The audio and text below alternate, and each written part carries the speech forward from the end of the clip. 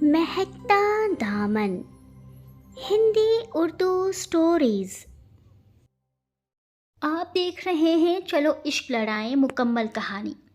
मोहब्बत की कहानियाँ वही होती हैं जो दिल में उतर जाएं, और हमारी कोशिश हमेशा यही रहती है कि आपको ऐसे लम्हे सुनाएं जो आपकी रूह को छू जाएं। कहानी शुरू करने से पहले बस एक छोटी सी गुजारिश है। अगर ये दास्तान आपको दिल के करीब लगे तो चैनल को सब्सक्राइब करें, अपनी मोहब्बत का इजहार लाइक और कमेंट से करें और इसे अपनों तक ज़रूर पहुंचाएं। आपका साथ ही हमारी सबसे बड़ी ताकत है। तो चलिए अब बढ़ते हैं उस दास्तान की तरफ जहां हर लफ्ज़ में मोहब्बत सांस ले रही है। वो तेज़ी से सीढ़ियों से नीचे उतरकर दरवाजे के पास पहुंची कि अचानक मामा की आवाज़ आई, शाफ़ी, शाफ़ी। अरे बेटा, आज यूनिवर्सिटी में तुम्हारा पहला दिन है और ये क्या, भूखी जा रही हो? कुछ तो खा लो। देखो तो कितनी कमज़ोर हो गई हो। प्लीज़ मामा, मुझे भूख नहीं है। और देखें तो मैं कितनी मोटी होती जा रही हूँ। आजकल वैसे भी मैं डाइटिंग पर हूँ। पर कुछ तो खा लो बेटा। नहीं मामा, मुझे पहले ही बहुत देर हो गई है। चलती हूँ, खुदा हाफिज़। अभी वो कार का दरवाज़ा खोल रही थी कि हीरा की आवाज़ पर पीछे मुड़ी। आप ही प्लीज़ मुझे मेरी फ्रेंड के घर ड्रॉप कर देना। पर मैं यूनिवर्सिटी जा रही हूँ डियर।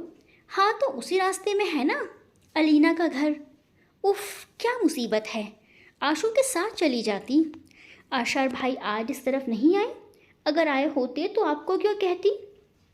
ठीक है चलो, आज क्लास में डांट खाना तो तय है। आप ही यहीं पर रोकें, ये वाला अलीना का घर है। घर जाते वक्त मुझे पिक कर लीजिएगा। ओके, खुदा हाफिज़। जब वो यूनिवर्सिटी में घुसी तो वहाँ का मंजर देखकर उसका आधा दम निकल गया। ये क्या, चारों तरफ सन्नाटों का शोर। लगता है सब अपने अपने क्लासेस अटेंड कर रहे हैं। एक मैं हूँ जो इतनी देर से पहुँची हूँ। पता नहीं कैसे टीचर्स होंगे। नया माहौल, नई जगह। या अल्लाह, मेरी इज्जत बचा लीजिएगा। वो कार से उतरकर ग्राउंड फ्लोर के पास आती है और चारों तरफ नज़र दौड़ाते हुए आखिर फिलॉसफी के रूम के पास पहुंच जाती है और फाइल ठीक करते हुए मैं आई कम इन सर कहती है। नो, डोंट कम इन।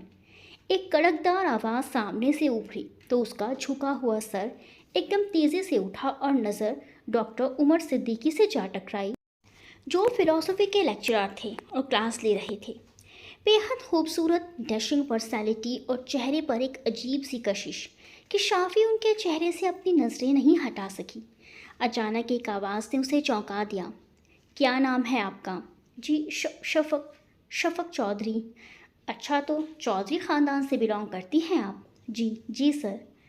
आप में ज़रा सी भी तमीज़ नहीं कि यूनिवर्सिटी में आपने पहले ही दिन इतनी देर कर दी। So sorry sir. क्या आप ठीक से बोल नहीं पाती हैं? No no sir. व्हाट? मेरा मतलब है ठीक से बोल लेती हूँ पर अभी ठीक से नहीं बोल पा रही हूँ। शफ़क़ के इस जुमले पर पूरी क्लास में हंसी गूंज पड़ी। सर उमर को भी हंसी आ गई। उन्होंने जाहिर नहीं होने दिया। क्लास में सभी को चुप कराते हुए सर उमर ने कहा, be quiet everybody and miss Shafaq, behave yourself. चले अंदर आएँ और आइंदा इतनी देर ना करें। क्लासेस ख़त्म होने के बाद शफ़क़ को सबसे पहले लड़कियों से दोस्ती करनी थी, तो वो सबसे हाय हेलो कर रही थी और सोच रही थी कि काश कॉलेज वाला ग्रुप यहाँ भी होता तो कितना मज़ा आता। कॉलेज में उसकी जितनी दोस्त थी उनमें से कुछ की तो शादी हो गई थी और कुछ ने पढ़ाई छोड़ दी थी, सो वो काफ़ी उदास थी।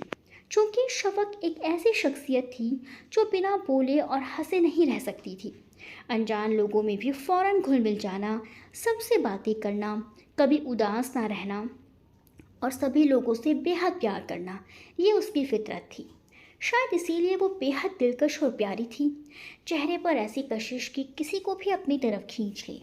शायद इसीलिए सामने से दो लड़कियां उसकी जानिब आ रही थी। हेलो शफ़क़। हेलो जी, आप कौन? हम भी फ़िलॉसफ़ी के स्टूडेंट हैं और तुम्हारे क्लास फेलो। ओह अच्छा, मैंने ध्यान नहीं दिया, सॉरी। नो प्रॉब्लम, अब तो ध्यान दे दिया ना, उन्होंने हंसकर कहा। मैं आयज़ा सिद्दीकी और मैं तूबा अहमद।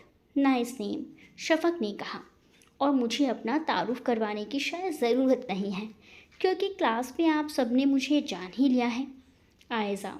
शफ़क़, मेरी फ़ाइल शायद क्लास में छूट गई है, मैं लेकर आती हूँ। तूबा ने कहा। ठीक है, जल्दी आना। वैसे शफक, तुम्हें आज की क्लास कैसी लगी? यार, क्लास तो अच्छी लगी, पर ये जो सर उमर है ना, काफ़ी अजीब है। क्या मतलब है तुम्हारा? आयज़ा ने कहा। मतलब ये कि वो बहुत अकड़ू और सड़ू लग रहे हैं। देखो ना, मुझे क्लास में दाखिल भी होने नहीं दिया और ढेर सारे सवाल पूछ डाले। क्या ख्याल है तुम्हारा? I don't know, but I know, Shafaq ने कहा। यू डोंट नो एनीथिंग, पीछे खड़ी तूबा ने कहा। जिनकी आप इतनी तारीफ़ें कर रही हैं ना, वो कोई और नहीं बल्कि आयज़ा के भाई हैं। What? Yes my dear, sir Umar Siddiqui Ayza Siddiqui के भाई हैं, इकलौते और सगे भाई हैं। ओह माय गॉड आयज़ा, मैं वो आई मीन रियली सॉरी, मुझे पता नहीं था। मेरा मतलब था सर उमर काफ़ी हैंडसम और स्मार्ट हैं, बस थोड़े से अलग हैं। शफक ने कहा तो दोनों को हंसी आ गई। नेवर माइंड, कोई बात नहीं, अपनी अपनी सोच है।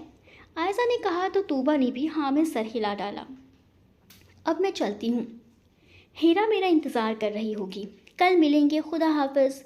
शफक ने कहा। उन दोनों ने भी जवाब दिया और अपनी अपनी राह चल पड़ी। मामा, क्या आज आशु इस तरफ नहीं आया? यूनिवर्सिटी से आते ही उसने मामा से पूछा। नहीं, कह कर तो गया था कि आ जाऊंगा, अभी तक तो नहीं आया। तो लीजिए, आ गया। अरे अशर बेटा, आओ आओ, अभी हम तुम्हारी ही बात कर रहे थे। अल्लाह तुम्हें खूब तरक्की दे और कामयाब बनाए। आमीन, शफक ने कहा तो अशर के चेहरे पर खुशी की लहर दौड़ गई। शुक्रिया खाला, बस आप लोगों की दुआएं की तो मुझे ज़रूरत है। हाँ बेटा, हमारी दुआएं तो हमेशा तुम्हारे साथ हैं। तुम लोग बैठो बेटा, मैं चाय लेकर आती हूँ। और कहो शाफ़ी, कैसा रहा यूनिवर्सिटी में पहला दिन? अशर ने पूछा। अल्लाह के करम से सब कुछ ठीक था, माहौल भी अच्छा था और लोग भी। मैंने तो दोस्ती भी कर ली। और पता है, एक दोस्त तो हमारे फ़िलासफ़ी के लेक्चरर सर की, उमर सर की बहन है, आयज़ा, बहुत अच्छी है। अच्छा, ये तुम्हारे सर उमर की कितनी उम्र हो रही होगी? मुझे क्या पता, पर काफ़ी यंग और हैंडसम हैं। लगता ही नहीं कि लेक्चरर होंगे। क्या मुझसे भी ज़्यादा हैंडसम? अशर ने पूछा तो शफक को हंसी आ गई। अरे शाफ़ी, बताओ मुझे, अगर मुझसे ज़्यादा अच्छे होंगे तो तुम्हारा यूनिवर्सिटी जाना कैंसिल। पर क्यों? क्योंकि तुम्हारा तो कोई एतबार नहीं कि कब मुझे छोड़ दो और मेरा पत्ता कट हो जाए। बकवास बंद करो अपनी, वैसे भी लड़के धोखा देते हैं, हम लड़कियां नहीं। शफक कहकर जाने लगी तो अशर ने उसकी कलाई पकड़ ली। प्लीज़ आशू, छोड़ो मेरा हाथ, मैं फ़्रेश होने जा रही हूँ। ठीक है, हो लेना फ्रेश, पर पहले मेरे सवाल का जवाब देती जाओ। क्या? Umar is more handsome than me और not? No Ashu, you are the best. Shafaq कहती हुई चली गई और अशर को शफक पर बेहद प्यार आया और उसका मन खुशी से झूम उठा। मामा, आज सानिया आपा की मेहंदी है ना? हाँ बेटा, कल ही तो अमीना आपा का फ़ोन आया था। वो कह रही थी सवेरे से ही आ जाओ, पर मैंने कह दिया कि शफक के पापा के दफ्तर जाने के बाद ही आ सकूंगी। तो आपा ज़िद करने लगी कि कम से कम शाफ़ी और हीरा को तो पहले भेज दो। तो भला मैं मना क्यों करती? आखिर को अपने की शादी है, हमें तो सभी फंक्शनों में रहना ज़रूरी है। इसीलिए जाओ तुम और हीरा, तैयार हो जाओ। आमीना बेगम और समीना बेगम, शफक की माँ, दो बहनें थीं। भाई एक भी नहीं थे। वालिद साहब मामूली से जॉब करते थे और माँ की वफ़ात जब समीना छोटी थी तभी हो गई थी। वालिद बेचारे अपनी बच्चियों को देखते कि जॉब करते, पर फिर भी वो दोनों की परवरिश कर रहे थे। मुसीबतों ने अमीना को वक्त से पहले बड़ा बना दिया था। 12 साल की उम्र से ही वो घर की सारी जिम्मेदारी बखूबी निभा रही थी। 8 साल के समीना को स्कूल भेजना, बूढ़े बाप की मदद करना, खाना पकाना और घर के सारे काम करना उसका रोज़ का मामूल बन गया था। बाप ये देखकर बहुत खुश होते थे कि बिना माँ की बच्ची इतनी अच्छी तरह से सब कुछ संभाल रही है। 16 साल की उम्र में ही अमीना की शादी वकार से हो गई। अमीना अपने ससुराल लखनऊ आ गई। वकार बहुत अच्छे इंसान थे, अमीना का बहुत ख्याल रखते थे। शादी के 1 साल बाद ही अमीना ने वकार आफरीदी को बेहद प्यारा सा तोहफा सानिया के रूप में दिया था। अमीना बहुत खुश थी कि उन्हें इतना चाहने वाला शौहर मिला है और इतनी प्यारी बेटी। गुजरते वक्त अमीना की गोद में दो बेटी और एक बेटे से भर गई। इधर समीना की शादी बहुत अच्छे से ख़ानदान में तय हो गई। शहरयार चौधरी से शादी के बाद समीना चौधरी ख़ानदान की बहू बन गई। शहरयार माँ बाप की इकलौती औलाद थे, इसीलिए बाप का इतना बड़ा बिजनेस अकेले ही संभाल रहे थे, क्योंकि बाप का साथ तो बचपन में ही छूट गया था और इकलौती होने की वजह से सारी जिम्मेदारी उन्हीं पर थी।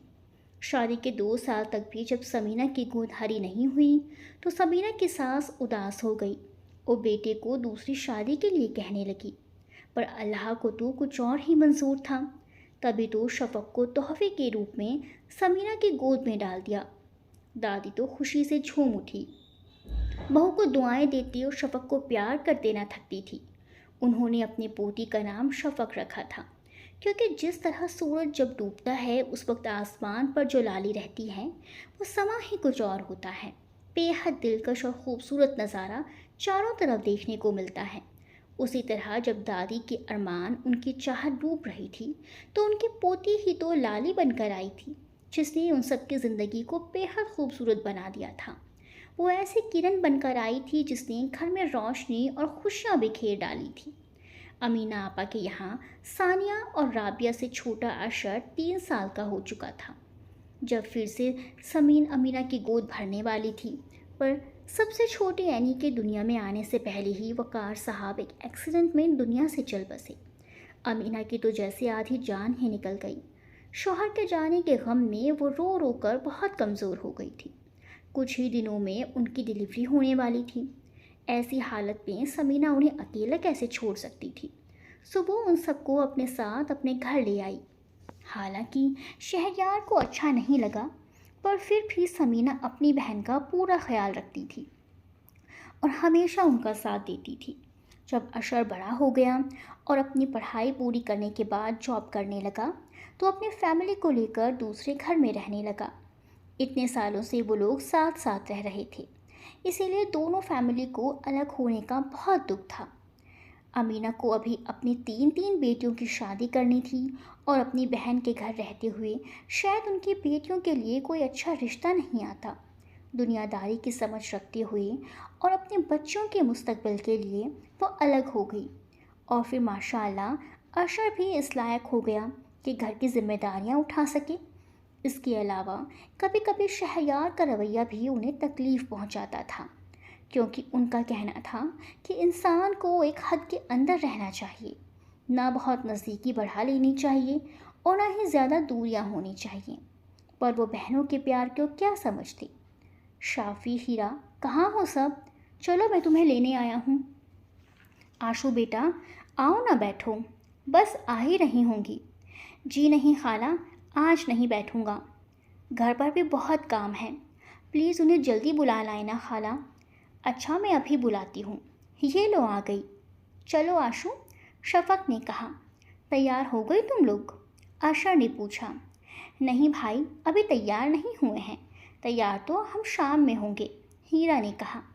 अच्छा, तो अभी क्या किया इतनी देर से? वो हमने अभी सिर्फ ड्रेस चेंज किया है। ओह, तो शाम में तुम लोग भी चेंज मत हो जाना। शफक को हंसी आ गई और खाला भी हंस पड़ी, पर हीरा का मुंह बन गया। आशु भाई प्लीज़।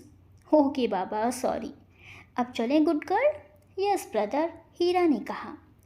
उसका मूड पहले से काफ़ी अच्छा हो चुका था। अशर कोई गाने के बोल धीरे धीरे गाता अपने ख्यालों में गुम था जब शफक की आवाज़ ने उसे चौंका दिया। आशु, ड्राइविंग ठीक से करो, गाना बाद में गा लेना। बाद में किसे सुनाऊंगा? तो क्या इतने भद्दे गाने मेरे लिए गाते हो? क्या शाफ़ी, एक तो इतनी मेहनत से गाने की 2 लाइनें याद करता हूँ सिर्फ तुम्हारे लिए, और तुम्हें अच्छे नहीं लग रहे हैं। ओके बाबा, अच्छे हैं, पर सामने देखकर तो ड्राइव करो। मुझे क्यों देख रहे हो?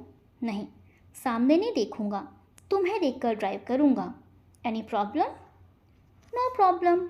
वैसे भी अपने नाम की एक ही ढीठ हो, शफक ने शोखी से कहा। कोई शक? अशर ने भी कोई कसर न छोड़ी। हीरा जो पीछे सीट पर बैठी कानों में हेडफोन लगाए गाना सुनने में बिजी थी, पेड़ों पर बैठे बंदरों को देखकर उछल पड़ी।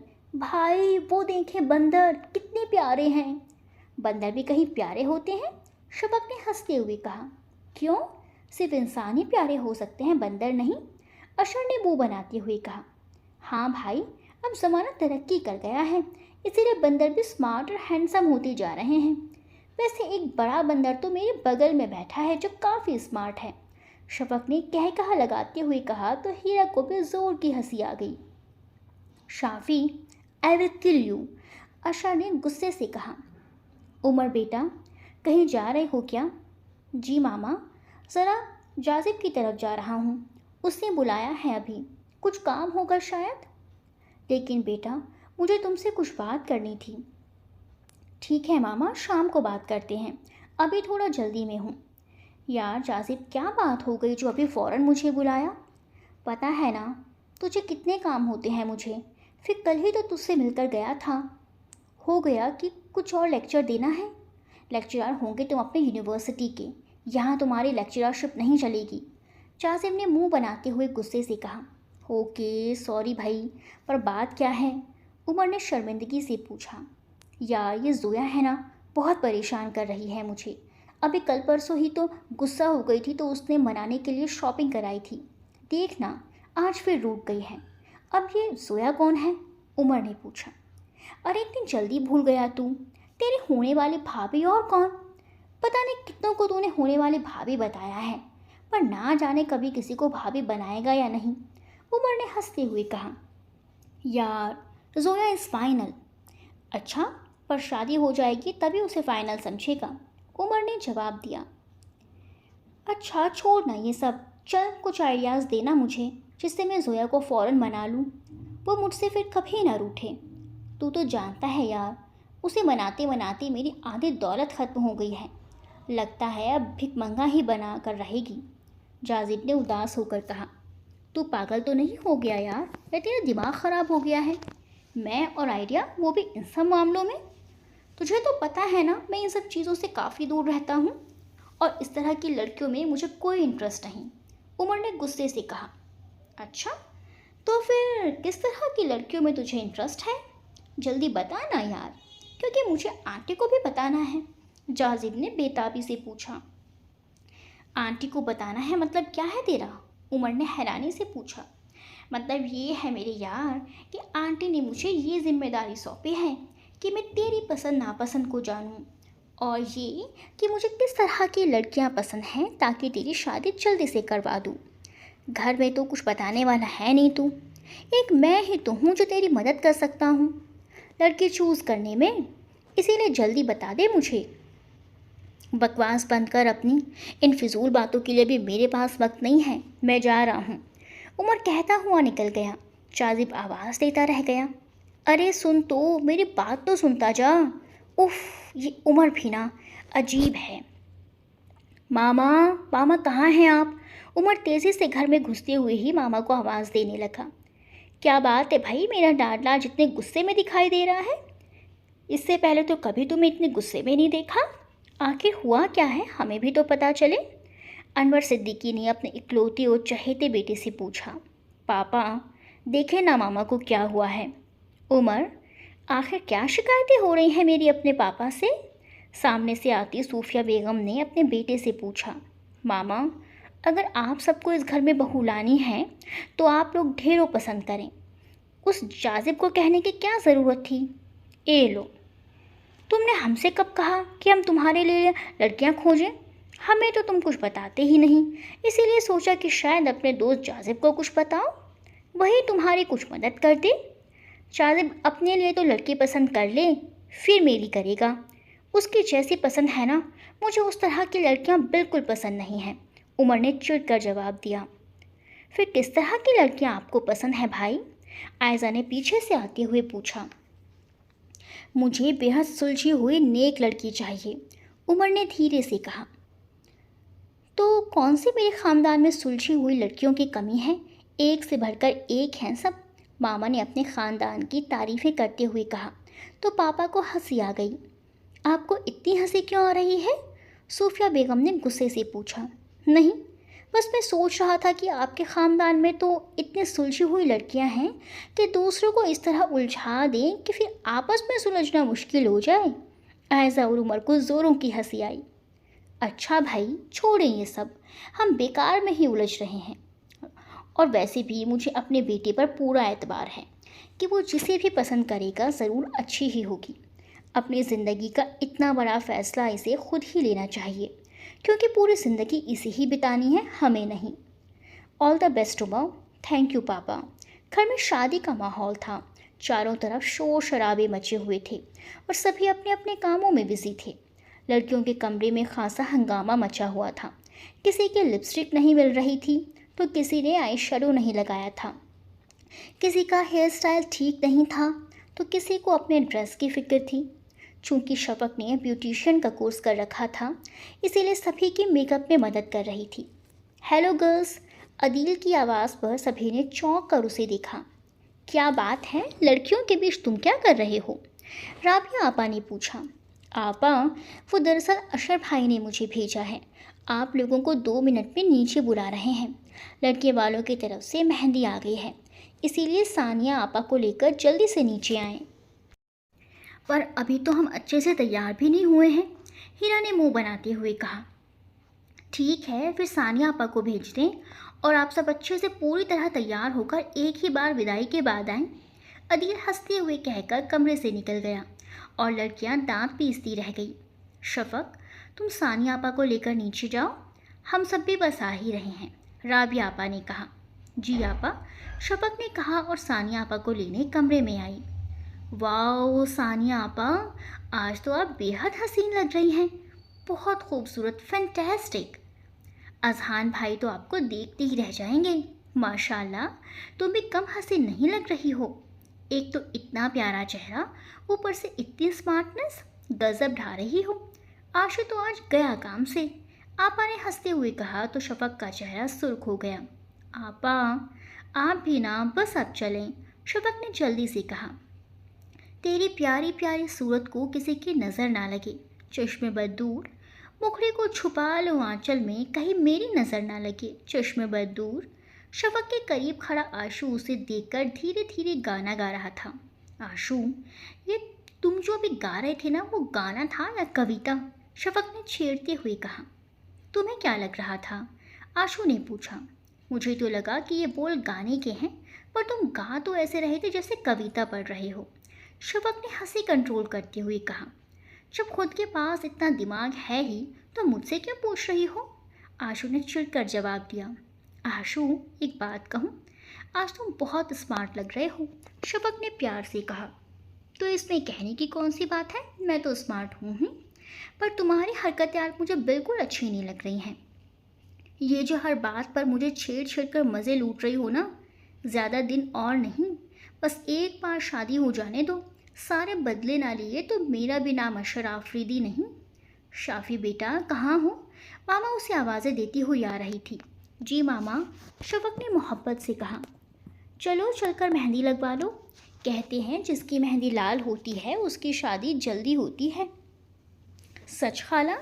अशर ने पूछा। और नहीं तो क्या मैं झूठ बोल रही हूँ?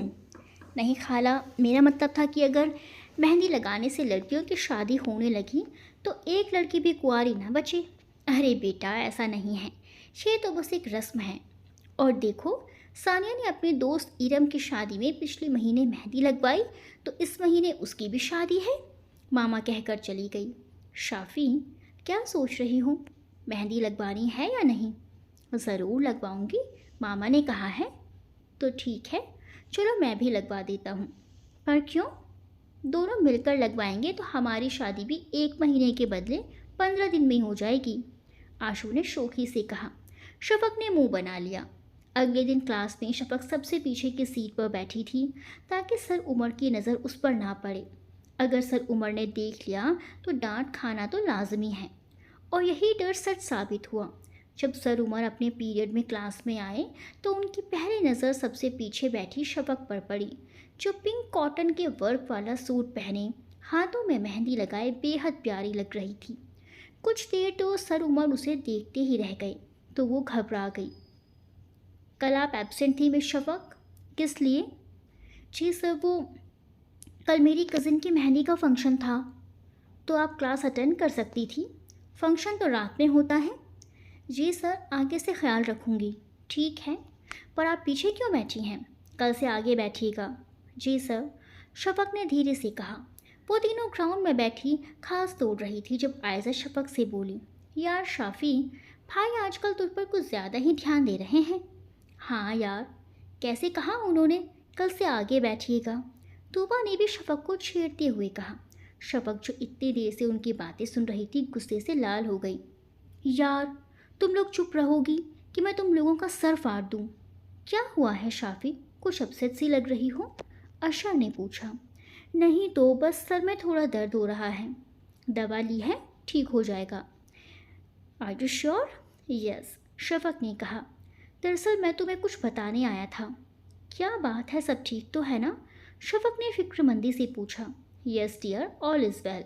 पर बात यह है कि मैंने कुछ महीने पहले यूएस की एक कंपनी में जॉब के लिए अप्लाई किया था। कल ही मुझे वहाँ से अपॉइंटमेंट लेटर मिला है।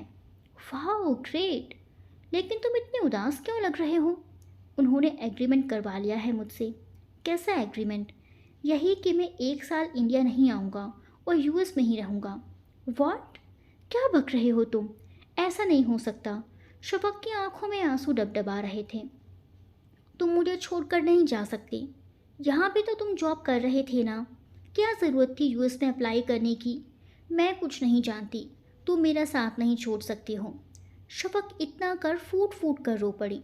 शाफ़ी, शाफ़ी प्लीज़ चुप हो जाओ। तुम्हें तो पता है ना, मैं तुम्हारी आंखों में आंसू नहीं देख सकता हूँ। फिर मैंने ऐसा कब कहा कि मैं तुम्हारा साथ नहीं दे सकता या मैं तुमसे शादी नहीं करूँगा? बस कुछ ही दिनों की बात है और वक्त इतनी तेज़ी से गुजर जाएगा कि तुम्हें पता भी नहीं चलेगा। मैं कुछ नहीं जानती, बस तुम नहीं जाओगे।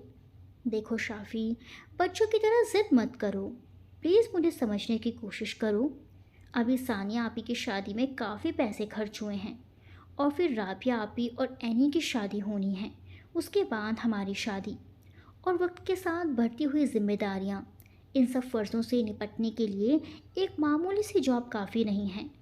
तुम्हें तो पता है ना, पापा की मौत के बाद मामा कितनी मुश्किलों से गुजरी हैं।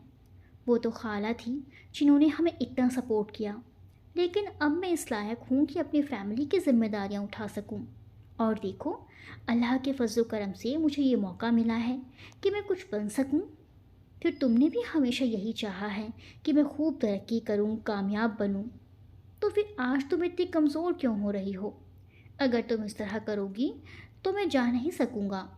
आशा ने बेहद प्यार से उसे समझाया और उसके आंसू पोंछते हुए उससे कहा, कल सुबह की मेरी फ़्लाइट है और मुझे सी ऑफ करने तुम्हें ज़रूर आना है, वरना मैं समझूंगा तुम मुझसे नाराज़ हो।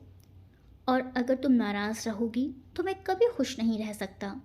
अगली सुबह फजर की नमाज अदा करने के बाद फ़ौरन ही शफक तैयार हो गई। मामा, आपने भी चलना है एयरपोर्ट आशु को सी ऑफ करने। हाँ बेटा, मैं भी चलूँगी। तुम गाड़ी निकालो, मैं आ रही हूँ। आप ही, मैं भी चलूँगी आप लोगों के साथ, हीरा ने मासूमियत से कहा। तो शफक को उस पर बेहद प्यार आया। हाँ डियर, तुम भी चलो। आओ जल्दी से फ्रेश होकर आ जाओ, मैं गाड़ी में तुम सबका इंतज़ार कर रही हूँ। एयरपोर्ट पहुँचते ही शफक की आंखें फिर से नम हो गई। आशु, प्लीज़ जल्दी जाना और फ़ोन करते रहना।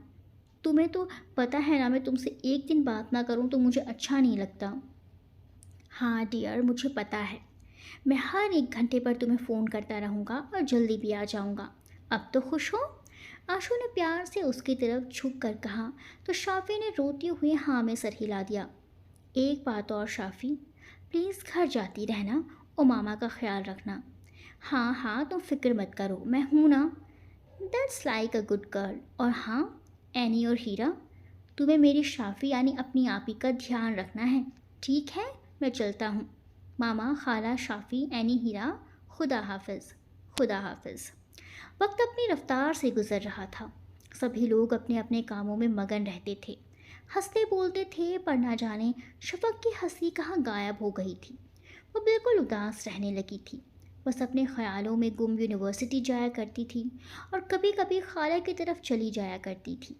हालांकि मामा ने उसे कई बार समझाने की कोशिश की, पर वो अपने ख्यालों की दुनिया से बाहर ही नहीं निकलती थी।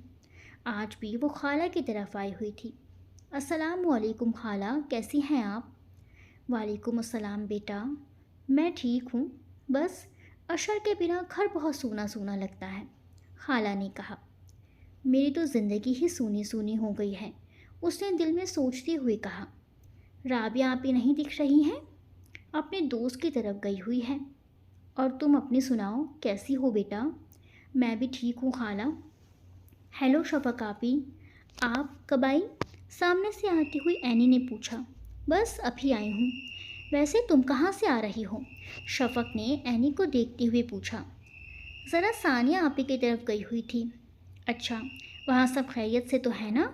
जी अल्लाह का शुक्र है, एनी ने कहा। शाफ़ी बेटा, शहरयार, समीना और हीरा कैसे हैं? जी खाला, सब बिल्कुल ठीक हैं, शफक ने कहा और बेड पर बैठ गई। शाम तक शफक खाला और एनी से इधर उधर की बातें करती रही। फिर राबिया भी आ गई। इन सब के होने के बावजूद शफक को अशर की कमी शिद्दत से महसूस हो रही थी। अच्छा खाला, अब चलूँगी, शाम भी हो गई है, शफक ने उठते हुए कहा। आती रहा करो बेटा, अच्छा लगता है, तुम्हारे आने से रौनक हो जाती है। और समीना को भी भेज देना। जी खाला, आप लोग भी आइएगा। शफक अल्लाह हाफिज़ करके निकल गई। वो कानों में ईयरपीस लगाए कह रही थी। आशू, आज तुम्हें गए पूरे 6 महीने हो गए हैं। तुम ठीक कहते थे, वक्त बहुत तेज़ी से गुजर जाता है और हमें पता भी नहीं चलता। यस डियर, और बाकी के 6 महीने भी इसी रफ्तार से गुजर जाएंगे और फिर मैं हमेशा के लिए अपने शाफ़ी के पास आ जाऊंगा। तुम्हारे बिना कैसे रह रहा हूँ ये मैं ही जानता हूँ। एक एक पल बिताना मुश्किल लगता है। बहुत अच्छे डायलॉग बोल लेते हो, शफक ने हंसते हुए कहा। व्हाट्स योर प्रॉब्लम यार? अगर तुम्हारे लिए गाना गाऊं तो तुम्हें कविता लगते हैं, और अगर कुछ प्यार भरे अल्फाज बोलूँगा तो ये डायलॉग लगते हैं। आखिर मैं क्या करूं? आशू ने गुस्से से कहा। कुछ भी नहीं, मैं तो तुमसे मजाक कर रही थी, शफक ने प्यार से कहा। घर में सब कैसे हैं और हीरा कैसी हैं? आशू ने गुस्से को कंट्रोल करते हुए कहा। अल्लाह के फजल करम से सब खैरियत से हैं, हीरा भी बिल्कुल ठीक है और तुम्हें बहुत याद करती हैं। दैट्स ग्रेट, आखिर मैं एक अच्छा भाई हूँ। सुनो शाफ़ी, अगले 1 महीने तक नो फ़ोन कॉल्स, नो बातचीत। लेकिन क्यों? शाफ़ी ने हैरानी से पूछा। आपके एग्ज़ाम्स हैं डियर, और आपको बहुत पढ़ाई करनी है, इसीलिए मैं तुम्हें डिस्टर्ब नहीं करना चाहता हूँ। अरे हाँ, मैं तो भूल ही गई थी। वाह, इतनी जल्दी भूल जाती हो? अभी तो एग्ज़ाम्स ही भूली हो, 1 महीने बाद मुझे भी मत भूल जाना, अशर ने हंसते हुए कहकर फ़ोन बंद कर दिया। शफक चौधरी अपने आसपास की दुनिया से बेखबर अपनी पढ़ाई में इतनी मगन थी कि उसे ये भी खबर ना हो सकी कि उसने किसी की रातों की नींद उड़ा ली है, पलकों से ख्वाब चुरा लिए हैं और किसी के दिल का चैन लेकर उसे बेचैनियों से भर दिया है। जी हाँ, वो कोई और नहीं बल्कि डॉक्टर उमर सिद्दीकी हैं, जिन्हें मोहब्बत हो गई है, और ऐसी मोहब्बत जिसके बिना वो रह नहीं सकते। उमर सिद्दीकी ने कभी सोचा भी नहीं था कि शफक उसकी ज़िंदगी में इस तरह आएगी और दिल में समा कर इतनी अहम हो जाएगी कि उसे अपने वजूद का भी एहसास नहीं रहेगा और वो अपनी मोहब्बत के आगे हार बैठेगा। आज यूनिवर्सिटी में शफक का आखिरी पेपर था। शफक बेहद खुश नज़र आ रही थी जब तूबा की आवाज़ ने उसे चौंका दिया। कॉन्ग्रेचुलेशन शफक, मैं तुम्हें कब से ढूंढ रही थी पर तुम दिखाई ही नहीं दी। किस बात की मुबारकबाद? शफक ने हैरानी से पूछा। अरे, तुम्हें कुछ खबर नहीं है क्या? ये तो मैं पहली बार देख रही हूँ। जिसकी शादी होने वाली है उसे ही कुछ नहीं पता। क्या बक रही हो तुम? मतलब क्या तुम्हारा? शफक ने गुस्से से पूछा। मेरा मतलब ये है कि सर उमर का प्रपोज़ल जो पिछले हफ्ते तुम्हारे घर गया था उसे तुम्हारे पापा ने एक्सेप्ट कर लिया। और करें भी क्यों ना, आखिर सर उमर में क्या कमी है? अब सर उमर करते भी तो क्या, तुम उन्हें इतनी पसंद आ गई कि बिना प्रपोज़ल भेजे रह नहीं पाए। वैसे इसमें उनकी भी कोई गलती नहीं है, तुम हो ही इतनी अच्छी कि अगर मैं भी लड़का होती तो तुम्हें कब का प्रपोज़ कर चुकी होती, तूबा ने हंसते हुए कहा। पर तुम ऐसे बिहेव कर रही हो जैसे कुछ जानती ही नहीं हो। आई एम सॉरी तूबा, दरअसल मेरी तबीयत कुछ ठीक नहीं है, मैं अब चलती हूँ, उसने अपने आंसू जब्त करते हुए कहा और गेट की तरफ बढ़ गई। मामा, मामा कहाँ हैं आप? शफक ने घर में आते ही समीना बेगम को आवाज़ें देनी शुरू कर दी। क्या हुआ शाफ़ी, क्या बात है? काफ़ी परेशान लग रही हो। सामने से आते मामा ने कहा, आप लोगों ने मेरी शादी तय कर दी और एक बार भी मुझसे पूछने की ज़रूरत नहीं समझी। बेटा, तुम्हारे एग्ज़ाम्स चल रहे थे और इसी बीच उमर का प्रपोज़ल लेकर उसकी मामा आ गई, तो हमने तुम्हें डिस्टर्ब करना मुनासिब नहीं समझा। पर आप लोगों ने उमर का प्रपोज़ल एक्सेप्ट क्यों कर लिया? बेटा, मैंने नहीं, तुम्हारे पापा ने कबूल किया है। कहा कि इतना अच्छा लड़का और फिर इतना बड़ा ख़ानदान। इन सब से बढ़कर अच्छी बात यह है कि उमर तुम्हें बेहद पसंद करता है। पर मामा, आप तो जानती थी कि ना कि मैं और आशू। हाँ बेटा, मैं सब जानती हूँ।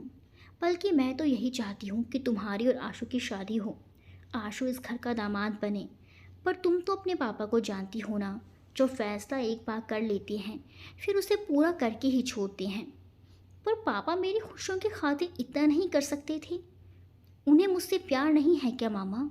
बेटा, आखिर दुनिया में ऐसे कौन से माँ बाप होंगे जिन्हें अपने बच्चों से प्यार नहीं होगा और जो अपने बच्चों के मुस्तकबिल के लिए सही फैसला नहीं करेंगे? तू ही बता, कोई माँ बाप अपनी औलाद के लिए बुरा चाहेंगे? नहीं मामा, मैंने ये तो नहीं कहा कि पापा मेरे लिए बुरा चाहेंगे। मैं तो बस इतना कह रही थी कि इस रिश्ते को कबूल करने से पहले एक बार तो मुझसे पूछ लिया होता, मेरी पसंद जान ली होती। मेरी बच्ची, कोई फ़ायदा नहीं था। तेरे पापा बस अपनी राय को अहमियत देते हैं और जिसे एक बार ज़बान दे दें उससे फिर पीछे नहीं हटते। बेटा, जोड़े तो अल्लाह के यहाँ बनते हैं और शायद तुम्हारे नसीब में भी उम्र का ही साथ लिखा था। एक बात जान लो बेटा, शादी से पहले हम चाहे जिससे प्यार करें, पर शादी के बाद अल्लाह ताला अपने शौहर के ऐसे प्यार और जज्बात दिल में भर देते हैं कि फिर बाकी के सारे प्यार हम भूल जाते हैं। और मुझे यकीन है बेटा कि तू भी जल्द ही इस बात को समझ जाएगी। पर मामा, कहने और करने में बहुत फ़र्क होता है, उसने नाराज़गी से कहा। मुझे पता है शाफ़ी, पर वक्त के साथ सब कुछ ठीक हो जाएगा। अगले दिन यूनिवर्सिटी जाने के लिए शफक तैयार हो रही थी जब शहरयार साहब ने उसके कमरे में आकर कहा, आज से यूनिवर्सिटी जाने की ज़रूरत नहीं है क्योंकि अगले महीने तुम्हारी शादी होने वाली है। कुछ ही दिनों में घर मेहमानों से भर जाएगा, इसीलिए मैं चाहता हूँ कि तुम घर में रहकर अपने मामा की हेल्प करो। जी पापा, शफक ने धीरे से कहा और पापा कमरे से निकल गए। मामा, मुझे आपसे एक बात करनी है। हाँ बेटा, कहो क्या बात है, मैं सुन रही हूँ। मामा, क्या मैं एक बार शादी से पहले आशू से बात कर लूँ? हाँ हाँ, क्यों नहीं बेटा, ज़रूर कर लो। बल्कि शादी से पहले क्या, शादी के बाद भी कर सकती हो। आखिर वो तुम्हारा कज़न है। वैसे भी मुझे अपनी बच्ची पर पूरा भरोसा है। थैंक यू मामा, वो जल्दी से कहती अपने कमरे में जाकर आशू को कॉल मिलाने लगूँ। हेलो आशू, कैसे हो? मुझे तुमसे कुछ बात करनी है। शफक का लहजा बेहद भीगा हुआ था। तुम्हारी बेवफाई के बाद और कैसे रह सकता हूँ? मैंने सोचा भी नहीं था कि तुम मेरे साथ ऐसा करोगी। आखिर क्या ख़ता थी मेरी शाफ़ी, जो तुमने मुझे इतनी बड़ी सज़ा दे दी? अशर ने टूटते हुए लहजे में कहा। तुम्हें किसने बताया कि मेरी शादी? शफक ने रोते हुए कहा। बंद करो अपना ये नाटक। तुम्हें क्या लगा कि तुम नहीं बताओगी तो मुझे पता नहीं चलेगा? शाफ़ी, तुमने मेरे साथ बहुत बुरा किया। प्यार का खेल मेरे साथ खेला और शादी किसी और के साथ। देखा, मैं कहता था ना कि तुम मुझे धोखा ज़रूर दोगी, अशर ने गुस्से से कहा। पर आशू, मैंने तुम्हें कोई धोखा नहीं दिया, बस माँ बाप की मर्ज़ी के आगे सर झुका दिया है। शफक इतना कहकर फूट फूट कर रोने लगी। और कितने झूठ बोलोगी तुम? अगर ऐसा था तो क्या कुछ दिन और मेरा इंतज़ार नहीं कर सकती थी तुम? पर सच तो ये है कि तुमने मेरा इंतज़ार ही नहीं करना चाहा। नहीं आशू, ऐसा नहीं है। एक बार मेरी बात तो सुन लो। अपनी बकवास बंद करो, मुझे तुम्हारी कोई बात नहीं सुननी है। अशर ने बेहद गुस्से में कहकर फ़ोन काट दिया। देखते ही देखते वक्त तेज़ी से गुजर गया और शफक विदा होकर अपनी ससुराल आ गई। बेहद खूबसूरत घर, अच्छे लोग और सबसे बढ़कर इतना चाहने वाला शौहर। तकदीर ने उसे ज़िंदगी के बेहद हसीन तोहफे से नवाजा था, पर शफक को अभी इनकी कदर मालूम नहीं थी। आज उसकी शादी की रात थी। बड़े से कमरे में फूलों से सजी सेज पर बैठी शफक बेहद खूबसूरत लग रही थी। जिसने भी देखा तारीफ किए बगैर नहीं रह सका। बेड पर बैठी शफक अपने ख्यालों में घूमती जब उमर की आवाज़ ने उसे चौंका दिया। क्या हुआ शफक, क्या सोच रही हो? जी आप कब आए? बस थोड़ी देर पहले आया हूँ। देखा कि तुम अपनी सोचों में डूबी हो तो तुम्हें डिस्टर्ब नहीं किया। नहीं, मैं कुछ नहीं सोच रही थी, बस मम्मी पापा की याद आ रही थी। मैं तुम्हारी हालत समझ सकता हूँ शफ़क़। एक लड़की पर क्या गुजरती है जब वो अपना घर, अपने बेहद चाहने वाले माँ बाप और दोस्तों रिश्तेदारों को छोड़कर ससुराल आती है, और फिर उसे एक अच्छी बीवी और अच्छी बहू के फ़र्ज़ को बखूबी निभाना पड़ता है। I can know your problem Shafaq, Umar ने उसे प्यार से समझते हुए कहा। उमर, मुझे आपसे कुछ कहना है। हाँ हाँ कहो, क्या बात है। देखिए उमर, हमारी शादी इतनी जल्दी हुई कि हमें एक दूसरे को समझने का मौका ही नहीं मिला। अब मैं चाहती हूँ कि आप मुझे इस रिश्ते और अपनी जिम्मेदारियों को समझने का वक्त दें, ताकि मैं इस रिश्ते को पूरी सच्चाई और ईमानदारी से निभा सकूँ। शफ़क़ ने बेहद मासूमियत से कहा। Yes of course, why not. बल्कि मैं खुद भी यही चाहता हूँ कि हमारे रिश्ते में पूरी सच्चाई हो, क्योंकि जिस रिश्ते की बुनियाद छूटी हो उस रिश्ते का कोई वजूद नहीं होता। उमर के ये अल्फाज सुनते ही शफ़क़ का दिल ज़ोर ज़ोर से धड़कने लगा। उसे लगा जैसे उसने अपने और आशू के बारे में उमर से छुपा कर अच्छा नहीं किया। पर वो बेचारी भी क्या करती। आखिर मामा ने उसे उमर को कुछ भी बताने के लिए सख्ती से मना किया था। वलीमे वाले दिन शफ़क़ के घर से सभी लोग आए हुए थे। खाला भी आई थी, लेकिन बहुत उदास थी, क्योंकि वो शुरू से ही उसको अपनी बहू बनाना चाहती थी। लेकिन किस्मत को तो कुछ और ही मंजूर था। लेकिन फिर भी उन्होंने सब कुछ अच्छे से संभाला। सानिया आपा, राबिया आपा, हीरा, एनी, कैसे हो तुम सब? शफ़क़ ने सबको साथ देखकर खुशी से पूछा। हम सब ठीक हैं, तुम अपनी सुनाओ, कैसे लगे उमर भाई? राबिया आपा ने हंसते हुए पूछा। जी मैं भी ठीक हूँ। अरे हीरा और एनी, तुम लोग खड़ी क्यों हो? आराम से बैठकर बातें करो, पीछे से आते हुए उमर ने कहा। ओ उमर भाई आप, अस्सलाम वालेकुम। हीरा और एनी ने एक साथ कहा। वालेकुम अस्सलाम, कैसे हो तुम लोग? जी हम लोग ठीक हैं, आप अपनी सुनाएं। अल्लाह का शुक्र है, मैं भी ठीक हूँ। वैसे जब से आपकी बहन आई है माशाअल्लाह हम और भी अच्छे हो गए हैं, उमर ने हंसते हुए कहा। अरे भाई आप यहाँ हैं? मैंने आपको कहाँ कहाँ नहीं ढूंढा। चले जल्दी करें, नीचे मेहमान आने शुरू हो गए हैं और मामा सबको नीचे बुला रही हैं, आयज़ा ने जल्दी से कहा। चलो मैं आ ही रहा था, बस अपना मोबाइल लेने आया था, उमर कहता हुआ कमरे से निकल गया। और हाँ सानिया आपा, आप भाभी को भी नीचे ले आएं, मामा इन्हें भी बुला रही हैं, आयशा कहकर चली गई। राबिया तुम हीरा और एनी को लेकर जाओ, हम आ रहे हैं, सानिया आपा ने कहा। सानिया आपा मुझे माफ़ कर दें, मैंने आप लोगों को बहुत बड़ा दुख दिया है, दिलों को तोड़ा है, आशू की उम्मीदों को चकनाचूर कर दिया। पर मैं क्या करती आपा, मैं पापा के फैसले के आके मजबूर हो गई। आप लोग तो पापा के मिजाज से अच्छी तरह वाकिफ़ हैं, मेरी वजह से आज आप सब दुखी हैं, मुझे माफ़ कर दें आपा प्लीज़, शफ़क़ ने बेतहाशा रोते हुए कहा। अरे अरे मेरी प्यारी बहन, ये क्या बोल रही हो तुम? और जो कुछ भी हुआ इसमें तुम्हारी कोई गलती नहीं, यह तो अल्लाह की मर्ज़ी थी, किस्मत ने लिखी को कौन मिटा सकता है। वैसे उमर बहुत अच्छे हैं, आशु तुम्हारा कल था, जबकि उमर तुम्हारा आज और आने वाला कल दोनों है। आज को अपनाने में ही हम सब की भलाई है। चलो रोना बंद करो, जो गुजर गया उसे भूल जाओ। हम सब तो बस इतना चाहते हैं कि तुम ज़िंदगी में हमेशा खुश रहो। शफ़क़ को समझाते हुए सानिया आपा भी बेख्तियार रो पड़ी। आप रो रही हैं आपा? उसने पूछा। अरे पगली, ये तो खुशी के आंसू हैं, चलो जल्दी से अपना मेकअप ठीक करो, रो रो कर सारा मेकअप ख़राब कर लिया तुमने। माशाल्लाह बहुत हसीन लग रही हो शाफ़ी। उमर तो गए काम से। सानिया आपा हंसते हुए शफ़क़ को लेकर नीचे चल दी। उमर तैयार हो रहा था जब मामा ने आकर उससे कहा, कहाँ जाने की तैयारी हो रही है बेटा? और ये शफ़क़ कहाँ है? जी वो यूनिवर्सिटी जा रहा हूँ मामा, और शफ़क़ बात लेने गई है।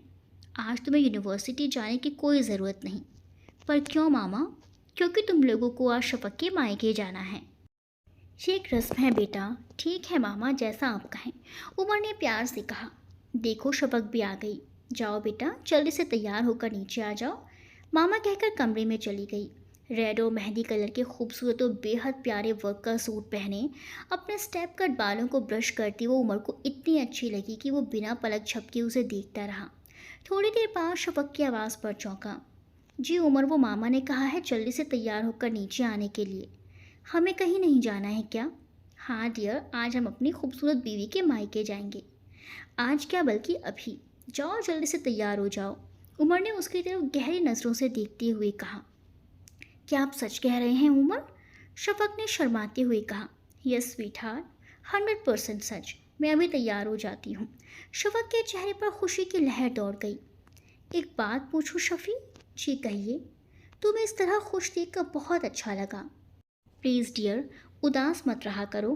उमर कहते हुए चले गए और शफक उनके लफ्ज़ों की सच्चाई पर हैरान रह गई। बेटा, तुम लोग तैयार हो गए?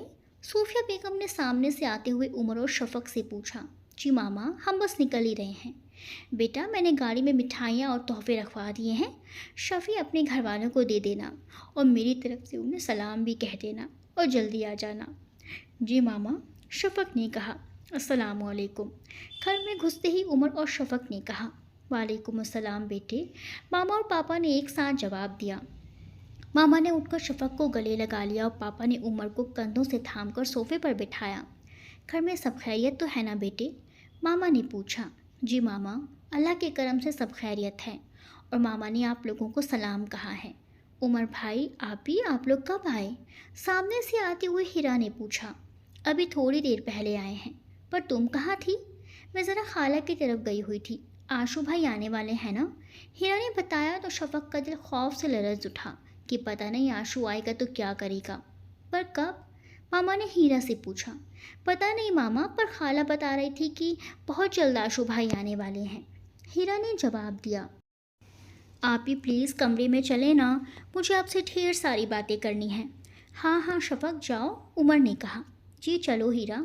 और बताओ बेटा, यूनिवर्सिटी जा रहे हो? पापा ने पूछा। नहीं पापा, अभी शादी की वजह से कुछ दिनों की छुट्टी ली हुई है, पर इंशाल्लाह कल से रेगुलर जाऊंगा। बेटा, मैं सोच रहा था कि शादी तो 1 महीने से यूनिवर्सिटी नहीं गई, तो अगले एग्ज़ाम्स में कैसे मैनेज करेगी? पापा फिक्र ना करें, मैं हूँ ना, मैं खुद पढ़ाई में उसकी मदद करूँगा। और देखिएगा इंशाल्लाह शाफ़ी बहुत अच्छे नंबरों से एग्ज़ाम में पास करेगी। उमर ने शहरयार साहब से कहा तो शहरयार साहब बेहद खुश हो गए। हीरा, जाओ बेटा, किचन में जाकर देखो रानी ने खाना तैयार किया या नहीं। लंच का वक्त हो चुका है बेटा, मामा ने कमरे में आकर कहा। जी मामा, मैं अभी देखती हूँ, खाना टेबल पर लगवाती हूँ। हीरा कहते हुए कमरे से चली गई। शाफ़ी बेटा, मुझे तुमसे बहुत कुछ बात करनी है, मामा ने शाफ़ी के करीब बेड पर बैठते हुए कहा। जी मामा, कहें। देखो बेटा, तकदीर ने जिस तरह से तुम्हारी ज़िंदगी का रुख बदल कर एक नए रास्ते पर ला खड़ा किया है, मैं चाहती हूँ कि तुम अपने हमसफ़र के साथ इस सफ़र को बेहद खुशदिली और सच्चाई के साथ तय करो, जहाँ छूट का नामो निशान भी ना हो। पर मामा, मैंने तो अपनी ज़िंदगी की सबसे बड़ी सच्चाई उमर से छुपाई है, अपनी और आशू के बारे में ना बताकर उन्हें धोखे में रखा है। ऐसा कुछ भी नहीं है। तुम अपने दिल से ये ख्याल निकाल दो कि तुमने किसी को धोखा दिया है। अपने गुजरे हुए कल को एक ख्वाब समझकर भूल जाओ बेटा। उमर एक अनमोल हीरा है जिसकी चमक तुम्हें अभी नहीं दिख रही है, लेकिन मुझे यकीन है कि तुम बहुत जल्द इस हीरे की चमक से वाकिफ़ हो जाओगी। बेटा, जिस तरह माँ बाप अपने बच्चों की परवरिश करते हैं, उनकी सभी ज़रूरतों का ख्याल रखते हैं और उन्हें ज़रा से भी तकलीफ़ में नहीं देख सकते, तो बच्चों को भी चाहिए कि अपने माँ बाप को खुशी दें और उनकी उम्मीदों को पूरा करें। समीना बेगम ने शाफ़ी को समझाते हुए कहा। मामा, मैं सोच भी नहीं सकती हूँ कि मेरी ज़ात से आप लोगों को तकलीफ़ पहुँचे। मैं जानती हूँ कि आप जो भी कह रही हैं बिल्कुल सही है, पर मुझे कुछ वक्त चाहिए। मैं आप लोगों की उम्मीदों को ज़रूर पूरा करूँगी और जिसमें आप सबकी खुशी है वही करूँगी। शफ़क़ ने प्यार से मामा का हाथ थाम कर कहा। बेटा, हमारी खुशी तो इसी में है कि तू खुश रहे और अपनी ज़िंदगी में आगे बढ़े। समीना बेगम ने शफ़क़ की पेशानी चूमते हुए कहा। वक्त अपने पर लगाए उड़ रहा था और देखते ही देखते शफ़क़ और उमर की शादी को 3 महीने हो गए। इस अरसे में बहुत कुछ बदल गया था। उमर शफ़क़ से इतना प्यार करता था कि उसे कभी उदास नहीं देख सकता था। वो शफ़क़ को हमेशा खुश देखना चाहता था, इसीलिए अक्सर उसे घुमाने ले जाता, शॉपिंग कराता और उसे उसके मायके हर हफ्ते ले जाता, यहाँ तक कि उसकी हर ख्वाहिश उसके बोलने से पहले पूरी कर देना चाहता था। उमर के इस कदर प्यार ने धीरे धीरे शफ़क़ को भी इस बात का एहसास दिला दिया कि उमर उसके लिए कितना वफ़ादार है और वह कुदरत की ओर से इनाम के तौर पर शाफ़ी को मिला है। इस बात को समझने में शफ़क़ को वक्त तो लगा, लेकिन अब उसने अपने दिल को उमर के नाम पर धड़कने से रोक पाना उसके लिए मुश्किल था। नहीं, मैं अब और चुप नहीं रहूँगी। अपने गुजरे हुए कल के बारे में उमर को सब बता दूँगी और ये भी बताऊँगी कि मैं अब उनसे बेहद प्यार करने लगी हूँ। उनसे दूर होने का तो अब मैं सोच भी नहीं सकती। शफ़क़ अपने ख़्यालों में गुम थी जब मोबाइल के मधुर टोन ने उसे चौंका दिया। सेल पर घर का नंबर देखकर वो खुश हो गई। हेलो हीरा, कैसी हो डियर? अच्छी हूँ आप ही, आप लोग कैसे हैं? हम सब भी मज़े में हैं गुड़िया। आप ही, मैंने आपको ये बताने के लिए फ़ोन किया था कि कल सुबह की फ़्लाइट से आशु भाई आ रहे हैं। हम सब उन्हें रिसीव करने एयरपोर्ट जाएंगे और हम सब सोच रहे थे कि आप और उमर भाई भी अगर एयरपोर्ट आएंगे तो आशु भाई को अच्छा लगेगा। क्या सोचने लगी आप ही? आ रही हैं ना आप लोग? आप ही? आप ही? हाँ हाँ, शफक ने लड़खड़ाते हुए कहा। यह बात दरअसल ये है कि कल उमर को कुछ ज़रूरी काम है, इसीलिए फुर्सत निकाल पाना मुश्किल है और मुझे भी शायद अकेले आने ना दें। शफक, जो हीरा की बात सुनकर घबरा उठी थी, बहाना बनाकर उसे जवाब दिया। ठीक है आप ही, एज यू विश। अब मैं फ़ोन रखती हूँ, खुदा हाफिज़, हीरा ने कहा। खुदा हाफिज़, शफक ने भी जवाब देकर फ़ोन बंद कर दिया। अशर को आए 1 हफ्ता हो गया था जब से वो यहाँ आया था। शाफी से एक बार भी मुलाकात नहीं हुई थी और खाला की तरफ भी बस एक ही बार गया था। आशु जब से आया था खोया खोया उदास सा रहता था। आशु, आशु बेटे, कहाँ खोए हो? मैं कब से तुम्हें आवाज़ दे रही हूँ। मामा ने प्यार से पूछा। कुछ भी तो नहीं मामा, बस काम के सिलसिले में कुछ सोच रहा था। आप बताएं, कुछ काम था मुझसे? हाँ बेटा, दरअसल सानिया की डिलीवरी की डेट करीब आ गई है और मैं चाहती हूँ कि डिलीवरी होने तक सानिया यहीं रहे। अजहान को तो काम से फुर्सत ही नहीं है और उसकी बूढ़ी सास बेचारी क्या क्या करेगी। ऐसा करो, तुम आज जाकर सानिया को लेकर आ जाओ। मामा ने कहा। जी मामा, मैं आपा को ले आऊँगा। अस्सलाम वालेकुम मुज़्ज़म भाई। वालेकुम अस्सलाम। कैसे याद आ गई आज साले साहब को? और सब खैरियत तो है ना? अजहान ने पूछा। जी अल्लाह का शुक्र है अजहान भाई। वो मामा चाहती हैं कि सानिया आपा अपनी डिलीवरी होने तक मायके में रहें। मैं उन्हें लेने आया हूँ, अगर आपकी इजाज़त हो तो। क्यों नहीं यार, बिल्कुल ठीक सोचा मामा ने। जाओ सानिया, तुम तैयार हो जाओ और आशु को चाय वाय पिलाओ। मुझे तो अभी किसी ज़रूरी काम से निकलना है। खुदा हाफिज़, कहते हुए अजहान निकल गए। चलो आशु, चलकर कमरे में बैठो, मैं तुम्हारे लिए चाय लाती हूँ। नहीं आपा, कोई तकल्लुफ़ ना करें, मैं घर से चाय पीकर ही आया हूँ। आशु ने मना करते हुए कहा। अच्छा आओ, यहाँ बैठो, मुझे तुमसे कुछ बात करनी है। जी आपा, कहें। आशु, मैं नहीं चाहती कि तुम्हारे अंदर शाफी को लेकर जो गलत फहमियाँ पल रही हैं तुम उन्हें और बढ़ावा दो। तुम्हें सच जानने का पूरा हक है। आपा, मैं समझा नहीं आप क्या कहना चाहती हैं।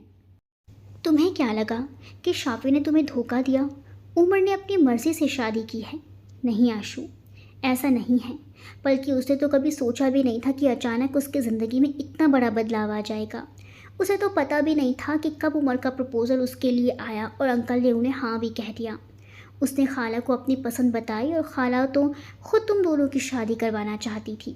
पर तुम खालू को तो जानते ही हो, जो फैसला एक बार कर लें उसे पूरा करके रहते हैं। शाफी ने तुम्हें बेहद चाहा, पर शायद तकदीर में तुम दोनों का साथ नहीं लिखा था। जो कुछ भी हुआ, शाफी ने उसे एक्सेप्ट कर लिया और काफ़ी हद तक संभल भी चुकी है। इसीलिए मैं चाहती हूँ कि तुम भी अपने आप को संभालो। अभी तुम्हारी पूरी ज़िंदगी पड़ी है और फिर मामा का ही ख्याल कर लो, वो भी तुम्हें देखकर खुश नहीं रहती हैं। इसीलिए अब तुम भी अपनी ज़िंदगी में आगे बढ़ो आशु। हम सब तुम्हें खुश देखना चाहते हैं मेरे भाई। इतना कहकर सानिया आपा फूट फूट कर रोने लगी। वॉट? ये आप क्या कह रही हैं आपा?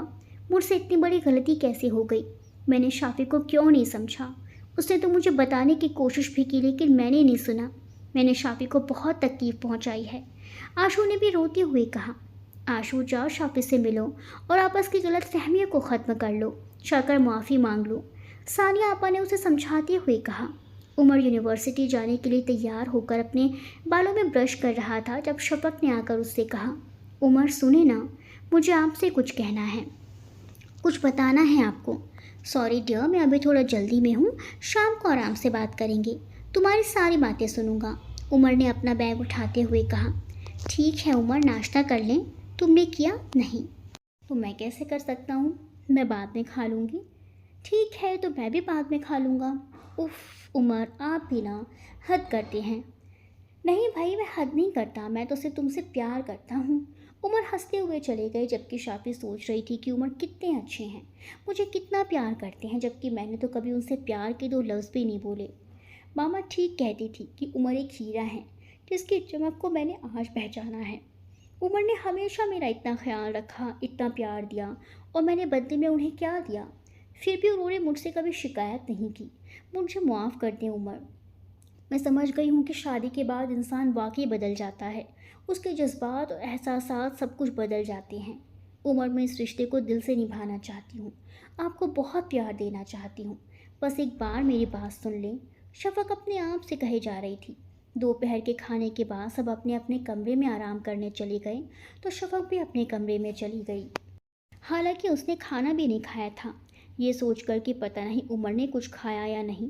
भाभी, भाभी, आपसे कोई मिलने आया है, मुलाजिमा ने शफक के कमरे में आकर कहा। मुझसे? पर कौन है? शफक ने हैरानी से पूछा। जी, कोई साहब हैं, अपना नाम अशर बता रहे हैं। आशु, कहती हुई दौड़कर वो नीचे आ गई। कैसी हो शाफी? अपने सामने खड़ी शफक को देखते हुए आशु ने पूछा। मैं ठीक हूँ, और तुम कैसे हो? ठीक हूँ, बस ज़िंदगी कट रही है, लेकिन जीने की कोई चाह बाकी नहीं रही। ऐसे मत बोलो आशु, अभी तो तुम्हें अपने ज़िंदगी के कितने सफ़र तय करने हैं, शफक ने तड़प कर कहा। छोड़ो इन सब बातों को, मैं यहाँ तुमसे माफ़ी मांगने आया हूँ शाफी। मैं तुम्हें समझ नहीं सका, मुझे माफ़ कर दो। माफ़ी किस बात की अशर, मैं तो खुद तुमसे शर्मिंदा हूँ। नहीं शाफी, मेरे रवैये से तुम्हें तकलीफ़ पहुँची। मैंने तुम्हें फ़ोन पर ना जाने क्या क्या सुनाया। सच तो ये है कि मुझे पता नहीं था कि तुमने कितनी बड़ी कुर्बानी दी अपने माँ बाप की इज़्ज़त के लिए, अपनी ख्वाहिश को कुर्बान कर दिया। मैंने कभी सोचा भी नहीं था शाफी कि मेरे यूएस जाने के बाद इतना कुछ बदल जाएगा। हम एक दूसरे के सामने इस तरह खड़े होंगे। वैसे देखा जाए तो ये जो कुछ भी हुआ इसमें मेरी ही गलती थी। मैं ना यूएस गया होता ना ये सब होता। ये जो कुछ हुआ आशु, इसमें तुम्हारी कोई गलती नहीं। मेरी किस्मत में अगर उमर का साथ लिखा था तो वो मुझे ज़रूर मिलते, चाहे तुम यूएस में होते या यहाँ रहते। मैं मानती हूँ कि मैंने मामा पापा के चलते कुर्बानी दी, लेकिन अब मैंने उनके लिए इस फैसले को खुशी से कबूल कर लिया। मैं अपनी ज़िंदगी में आगे बढ़ चुकी हूँ आशु, और चाहती हूँ कि तुम भी गुजरी बातों को भूल कर आगे बढ़ो। शफक बेहद प्यार से आशु को समझा रही थी, जबकि उसे पता भी नहीं था कि उन दोनों की गुफ्तगू किसी ने सुन ली है। तुम ठीक कहती हो शाफ़ी, मैं कोशिश करूँगा कि अपनी ज़िंदगी में आगे बढ़ूँ। अब मैं चलता हूँ शाफ़ी, तुम भी घर पर आती रहना। आशु कहकर पीछे मुड़ा तो सामने खड़े उमर को देखकर ठिठक गया। फिर संभलते हुए बोला, अस्सलाम वालेकुम, कैसे हैं आप? वालेकुम अस्सलाम, मैं ठीक हूँ, उमर ने धीरे से जवाब दिया।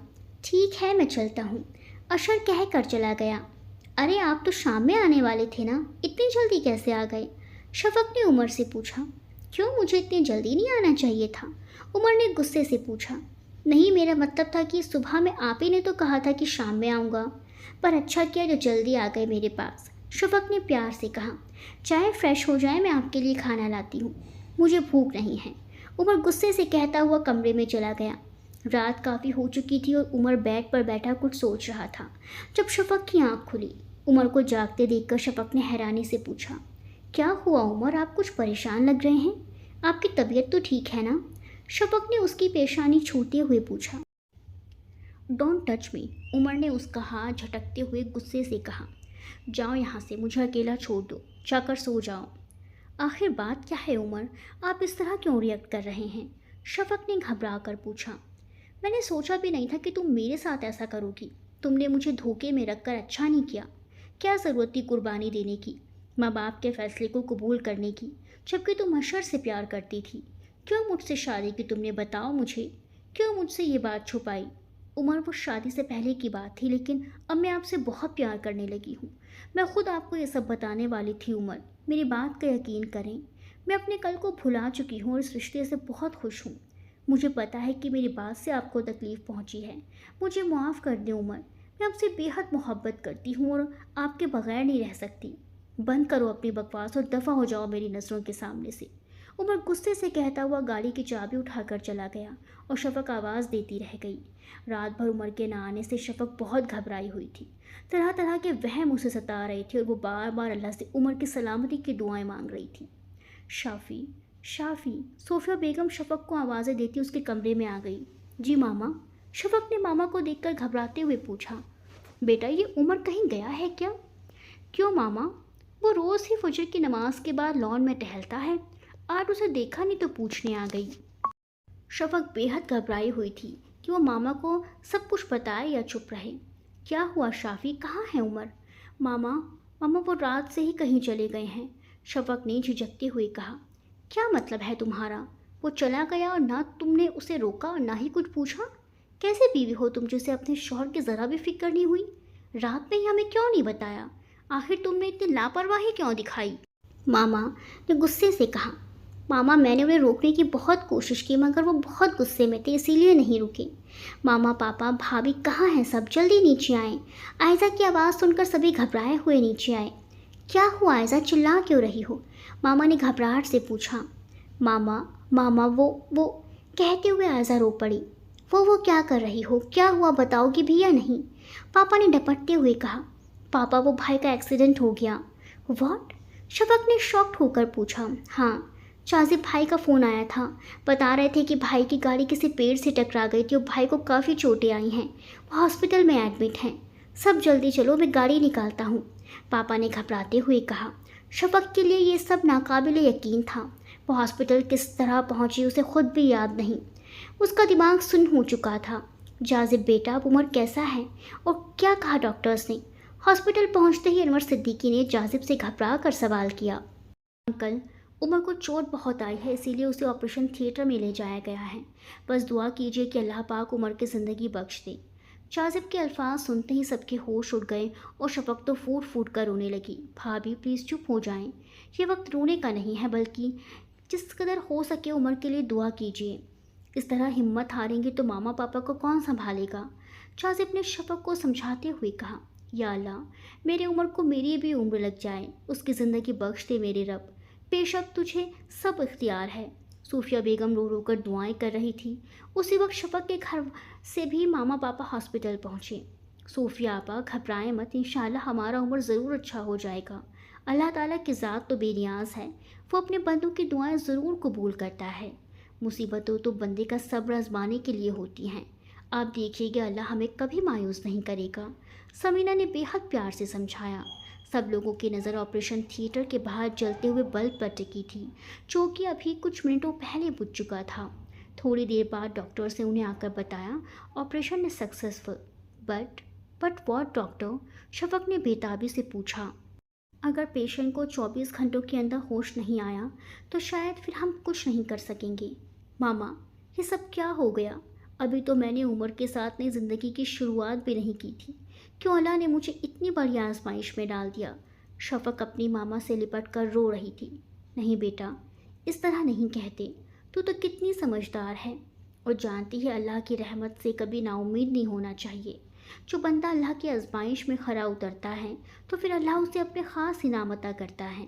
घबराओ मत बेटा, इंशाअल्लाह उमर बहुत जल्द ठीक हो जाएगा, मामा ने उसे बहुत प्यार से समझाया। बेटा शफक, हम चाहते हैं कि तुम और आयज़ा घर चली जाओ। घर में भी किसी का होना ज़रूरी है। हम सब हैं ना यहाँ, तुम फिक्र मत करो। फिर मैं तुम्हें फ़ोन करता रहूँगा, अनवर साहब ने उसे समझाते हुए कहा। जी पापा, शफक ने धीरे से कहा। उसने घर आकर बात की और वज़ू बनाकर जानमाज पर खड़ी हो गई। रात भर नफले अदा करती रही और रो रो कर अल्लाह से उमर की ज़िंदगी की दुआएं मांगती रही। फजर की नमाज अदा करने के बाद अभी वो नीचे आई थी कि फ़ोन की घंटी बज उठी। उसने लपक कर फ़ोन उठाया। हेलो जी पापा। उमर को होश आया। हाँ बेटा, अल्लाह ने हम सबकी दुआएं कबूल कर ली, उमर को होश आ गया है, अनवर साहब खुशी से बता रहे थे। शफक के अंदर खुशी की लहर दौड़ गई और उसने खुदा का बेहिसाब शुक्र अदा किया।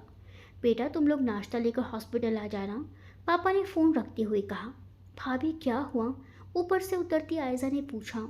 उमर को होश आ गया है, वो अब बिल्कुल ठीक है। थोड़ी देर में हमें भी हॉस्पिटल चलना है, चलो जल्दी करो।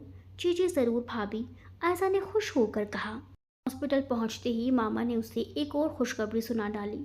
शाफी, तुम खाला बन गई। क्या मामा, आप सच कह रही हैं? हाँ बेटा, अभी थोड़ी देर पहले सानिया को एक प्यारी सी बेटी हुई है। कल रात तुम लोगों के जाने के बाद सानिया यहाँ एडमिट हुई और देखो माशाल्लाह अब दोनों खैरियत से हैं। मामा, उमर भी माशाल्लाह बिल्कुल ठीक है, अब तो सबसे थोड़ी बहुत बातें भी कर रहा है। जाओ तुम भी मिल लो जाकर। जी मामा।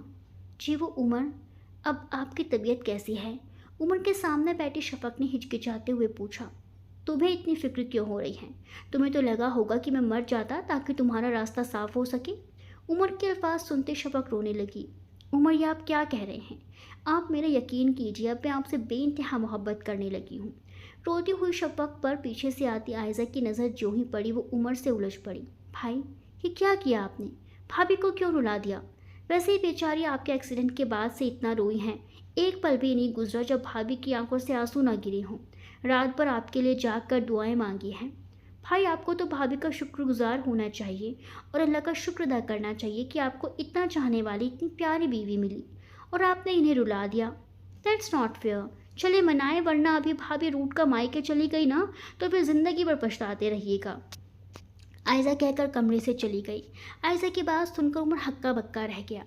उसे यकीन ही नहीं हो रहा था कि शफक ने उसके लिए इतना कुछ किया और वो उसे समझ ही नहीं पाया। शाफ़ी, यहाँ आओ, मेरे पास आकर बैठो। उमर को अपनी गलती का एहसास हो चुका था, इसीलिए शफक को बेहद प्यार से बुलाया। I am really sorry dear, मुझे माफ़ कर दो। मैं तुम्हारे प्यार को समझ नहीं पाया। मुझे लगा कि तुम आज भी अशर से प्यार करती हो, पर सच तो ये था कि तुम सिर्फ मुझसे प्यार करने लगी थी। मुझे माफ़ कर दो। शफक का हाथ अपने हाथ में लेते हुए उमर ने प्यार से कहा। उमर, आप बार बार मुझसे माफ़ी मांगकर मुझे शर्मिंदा मत करें। मुझे आपसे कोई शिकायत नहीं। आप जैसा शोहर तो किस्मत वालों को मिलता है और मुझे अपनी किस्मत पर नाज है। शफक ने धीरे से कहा तो उमर को उस पर बेहद प्यार आया। Sorry to disturb you Shafi, तुम तो मिलने आई ही नहीं मेरी बेटी से, इसीलिए सोचा मैं ही अपनी बेटी को तुमसे मिलवा दूँ। बच्ची को शफक की गोद में देते हुए अजहान ने कहा। सॉरी भाई, पर अभी मैं आप लोगों से मिलने ही आ रही थी। पहले तुम्हें उमर से तो फुर्सत मिले तो कहीं और जाओ ना।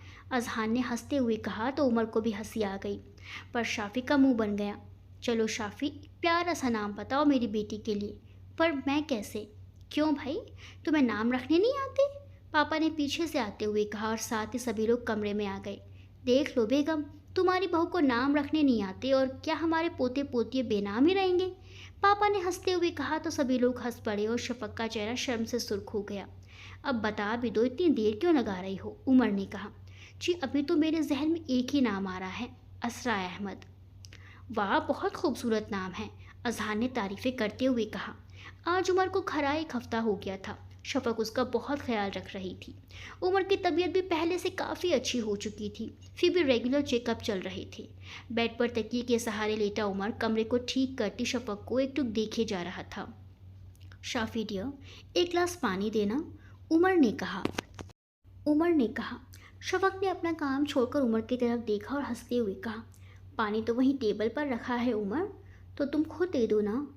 अच्छा, ये लीजिए। शाफ़ी ने उमर की तरफ ग्लास बढ़ाया। उमर ने शाफ़ी का हाथ थाम लिया। कितना काम करती हो दिन भर, थकती नहीं हो शाफ़ी?